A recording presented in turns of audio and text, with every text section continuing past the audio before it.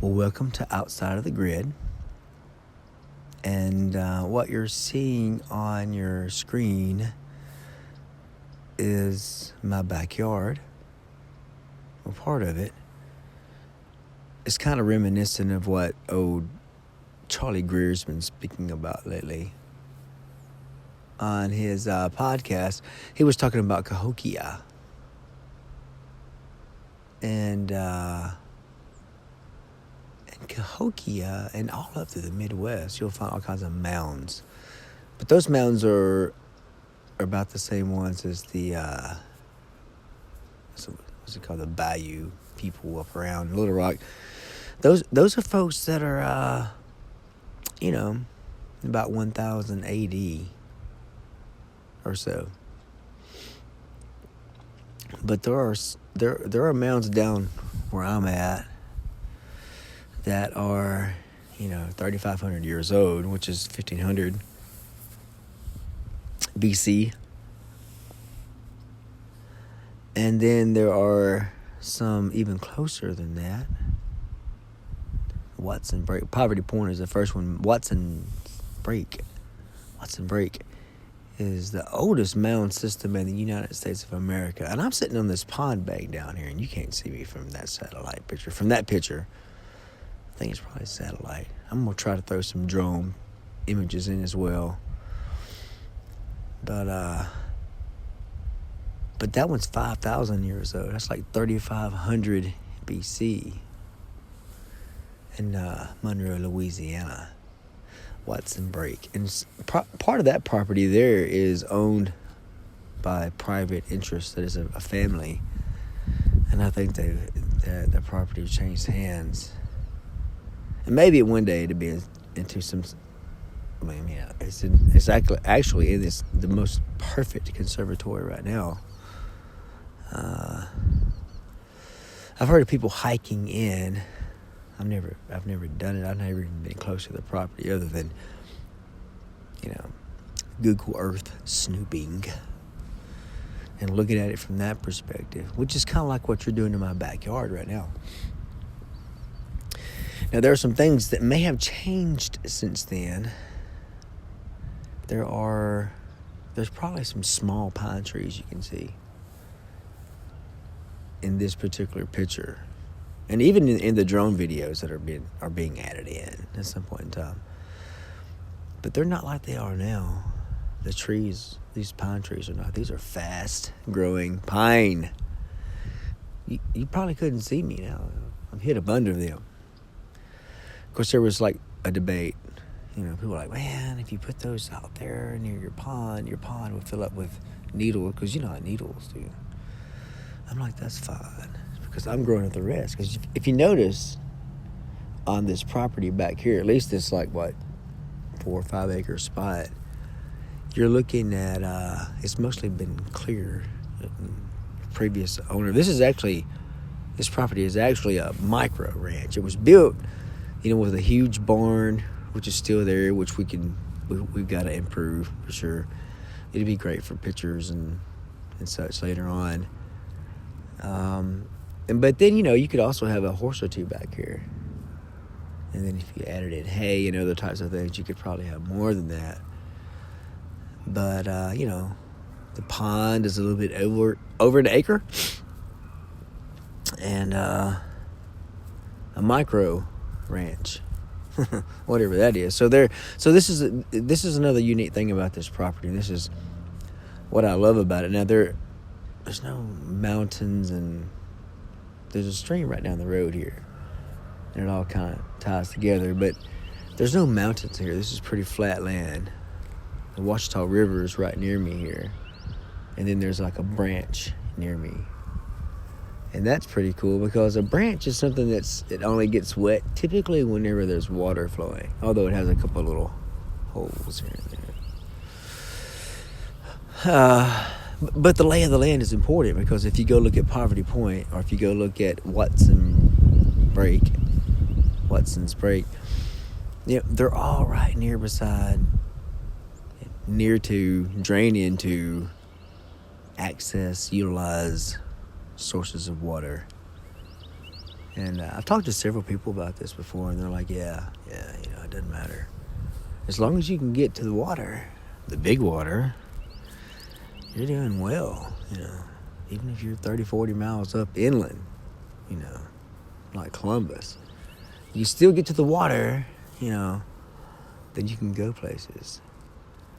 And where we're at is right near the Ouachita River, which bleeds into the Mississippi, which bleeds into,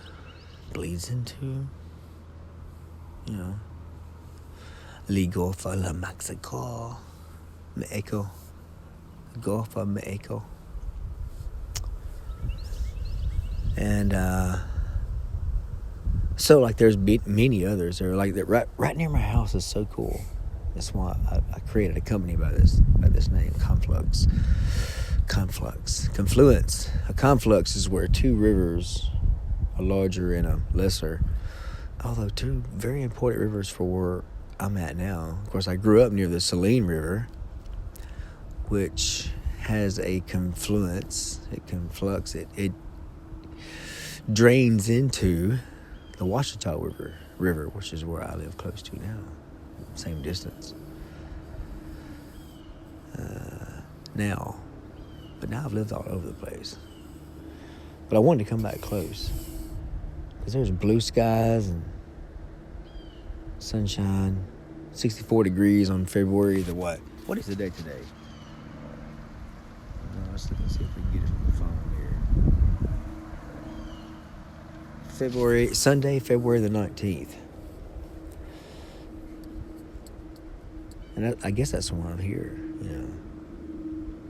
It's a Sunday. And so I wanted to be, somewhat spiritual, hiding under these pines on this pond bank with all of these, quote-unquote, markings that you can only see from above around me. Now, if you were to just walk up here, you'd think, just got some tall grass out here, maybe something. But now, if you look at it from the sky, you see different things. And, that's all over the Midwest. There's long snakes in Ohio that are like, 2-3 miles long.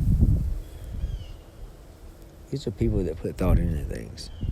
I don't know what kind of thought. We can't comprehend it, but I can't even comprehend what I've done here. But I do know that there's an airport on the other side of town, and on Sundays, like today, later in the day, sometimes like, probably 3, 4, 5, 6, 7, 8 o'clock, you'll start seeing planes make circles over the town. And a lot of them turn right here. Of course, the river's right there, too. But this is very identifiable. It's a big pond, and there's all these markings out here. Of course, to them, it's a place to turn. But to me, it's where I live. It's where I worship, I do go to a church now. I've started going to a church, but, my ultimate experience with, the great Creator, with God, is out here. Let's have some water. I have some water. But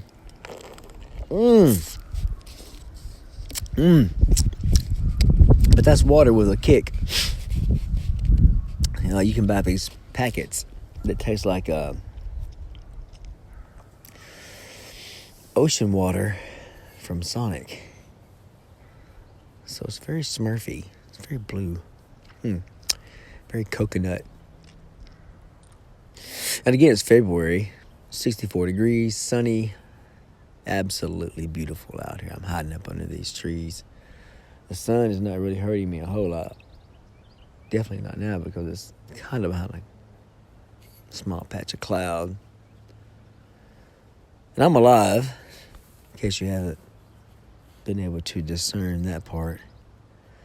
Spinning, on a ball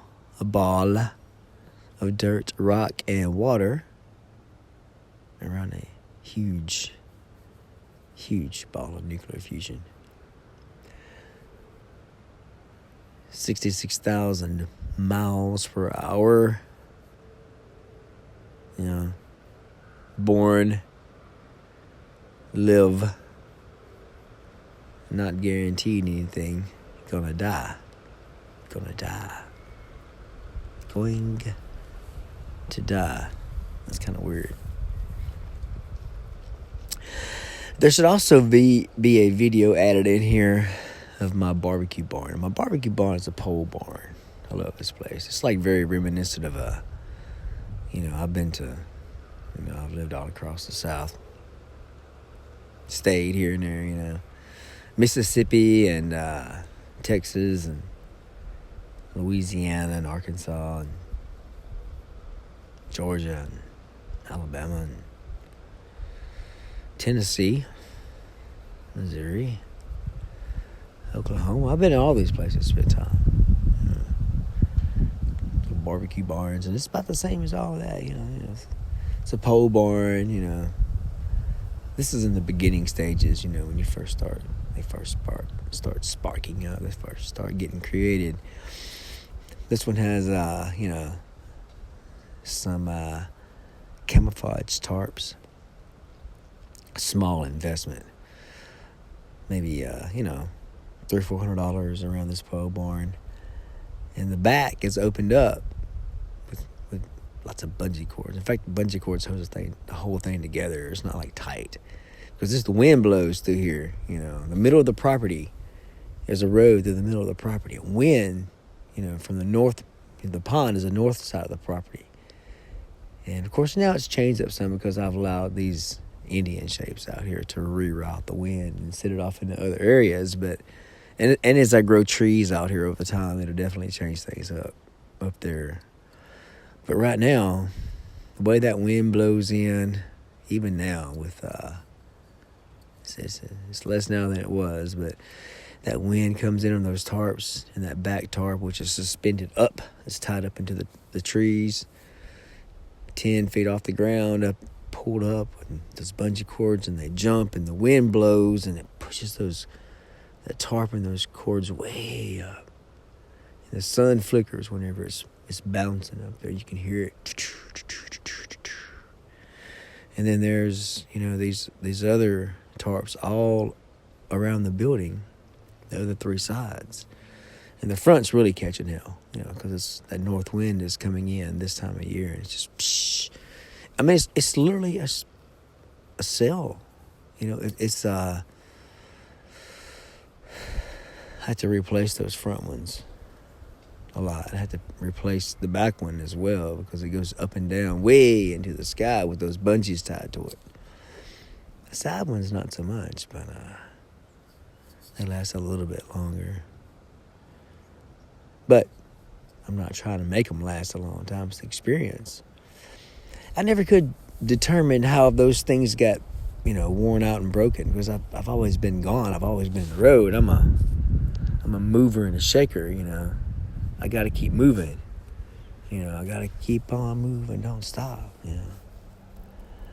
So, I've never really looked at it. I just come back, and time changes and it moves on. And, I put it together in February and then, next thing I know, it's July and I'm out there for the 4th of July celebration, Independence Day. And, all the tarps are worn out. I'm like, what the hell's wrong with my tarps, man? I just put these up a couple of months ago, I've looked at them 9 times. They're already worn out. But like today, I just I got up and I skipped church and was out walking around and I saw some things I needed to correct with my Indian, Native American carvings in the grass. So I got the mower out and I came out here and I mowed and then I went back and I parked my little zero-turn mower up under there and I was up under this barbecue barn and I was sitting there and I just kind of laid back and I saw the sides of it flip and flop in and out and The front and the back, oh my Lord, the back was just, it'd rush up 15, 20 feet into the sky. And I could see the sun, I could see the blue sky and the clouds, and the wind I could not see. I could see what it was doing, and I saw that back, and then I hear the front. It was just blowing, and there was bursted out seams, where, the last couple of months, or, we've had lots of wind, and, the ties were no longer holding like they were. I'd corrected some this morning, but I can see where I need to replace those front tarps, those camouflage front tarps. Now this time of season, you can see the camouflage tarps from the road, but it grows up a little bit. Sure can't see it back here unless you're in those airplanes flying over. Does that make you paranoid that airplanes are flying over your house? Nope, they're not flying over here right now. It doesn't make me paranoid at all. Actually, I think it's pretty cool. It's like, well, we're going to turn around over about where that fella out there's got the Indian stuff carved in his property out there. Hope it's spiritual for him in some way, because that's the only thing that I try to do. Just it's realizing what goes on at that barbecue barn when I'm not there. It's sitting out here up under these trees that shade me from the type of sun you see this time of year, this type of season. Those long shadows getting shorter and shorter every day. That's beautiful. These pines. I keep lots of pines on the property because they, obviously they're shade year round. The sun's shining on days like today. You definitely need a little shade. And it blocks that wind. Gives you a moment to just kind of sit there quietly. I've spent several hours out here today with no phone, with no electronic device. I wouldn't have picked it up so I could record this, but I just think it's going to go back pretty soon. And then I'll come out here and set some more. It's kind of groovy. The wind is so nice. It's cool, but it's enough to move these trees around. You can probably hear it in the background. You can definitely see it in the tarps with the barbecue barn. You can sit in the flames. You can see the smoke coming off of the wood chips on the grill, pushing that smoke on into different directions. Okie dokie. Well, there you go, I spent a lot of time describing the scene and really haven't said anything, but, you need to know that's the spiritual part, It's creating that environment where it's always spiritual. It's like the spiritual environment, in my mind, should be, not just one day per week, but, every day, a few minutes, at least 20. If you got to spare 40, is great. No. Over and out.